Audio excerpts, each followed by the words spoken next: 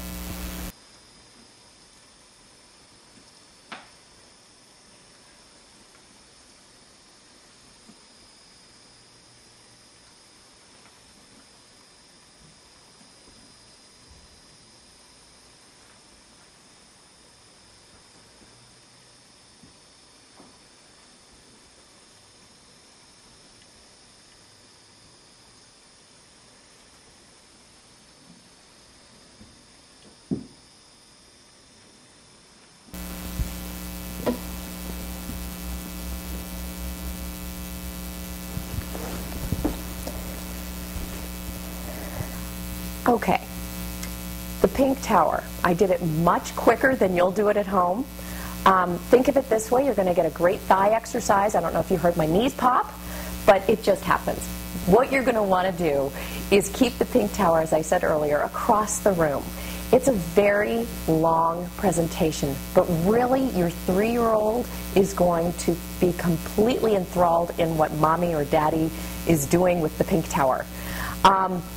I'm going to show you a few more options that you can do if your child is still really engaged, meaning if they're still really curious about what you're doing with this pink tower.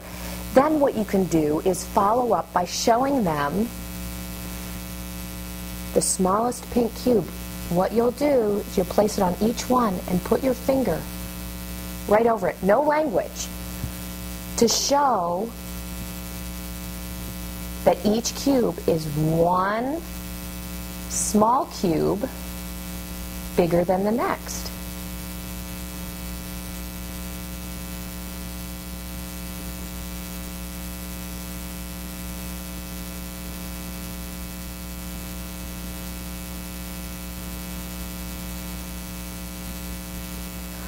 What's a lot of fun with that presentation is when we're in the classroom and you feel that nobody's paying attention to what you're doing, later on you'll see a child take out the pink tower and do that exact same thing. And it's a bit of a correction. This lesson is very self-correcting. So the first time you do this with your child, or the first time you watch your child do it, if the cubes are all out of order, let it be. Let it be. This is their exploring these materials. It's a self-correcting material, so eventually they're going to see the difference between the biggest and the smallest cubes, and they're going to order them perfectly. And when they do that the first time, you're going to see that look of accomplishment on their face. So now what we thought we would do for you is do a presentation with our friend Trevor. I want to show you a couple other ways, a little bit more advanced, a few more ways on how you can introduce language with this material. This is our friend Trevor, and we're going to have Trevor show you how we introduce language into the pink tower lesson. You ready, Trev? The first lesson in introducing language would be to do "This is small." This is big. Small, big. Can you show me the small cube? Very good. Can you show me the big cube? What is this? Small. What is this? Big. Very good. Okay, that was what we call in Montessori a 3-part lesson. And basically what it is you're labeling, you're telling them what it is. This is small, this is big. Then you're asking them to show you small, show you big. Then, if they can do that successfully, you say, what is this? Then you really know if they grasp the concept of small and big.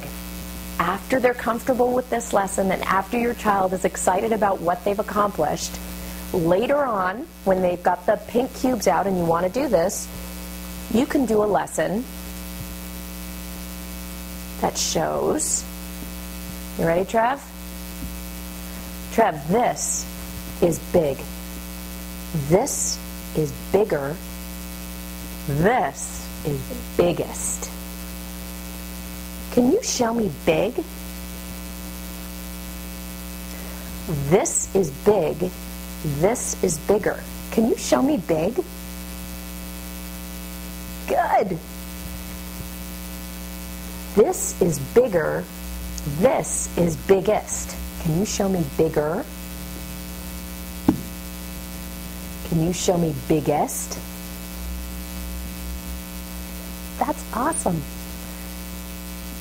Big, bigger, biggest. What is this? Big. What is this? Bigger. What is this? Biggest. Way to go, buddy. The whole purpose of doing this 3-part lesson is you want to give them that sense of confidence. So as you saw, Trevor kind of mixed it up a little bit. And instead of saying, nope, just reiterate, oh, this is big, this is bigger. Because you don't want them to feel that they failed, because they haven't. It's a learning process. So all you have to redo is the language, and then they'll get it. If they seem like they're not getting the concept, that's okay. What you need to do is go right back to this is small and this is big. They know that. Leave them with that sense of confidence. Leave them with that sense of accomplishment and success. Enjoy the pink cubes. We thought we would show you some alternatives to the actual pink tower. While having the pink tower in your home is wonderful, and maybe one day you'll be able to get the pink tower, we wanted to show you some other ideas that you can use, probably with toys you already have. This is a toy that my baby niece has. She's figuring it out a little bit just by playing with these toys. It does give you an idea of sizing and dimension. It does have a self-correcting purpose. They'll understand that eventually that's not the order that it goes in. Also with these, we found these at a craft store. They're stacking boxes. And all of these boxes stack into each other. And it's a lot of fun. It's a self-discovery also. I mean, this has a different component completely. While it doesn't have the weight of the pink tower, they're going to be able to take the lid off and discover another box and another box. And eventually, they'll also get the concept of smallest to biggest. But never fear, My Works has made sure that we made available as many of the Montessori products as we can at the best price that we can make them available to you. So however you enjoy this lesson with your children, make sure that you have lots of fun and stand back and watch how they discover different ways to use these materials.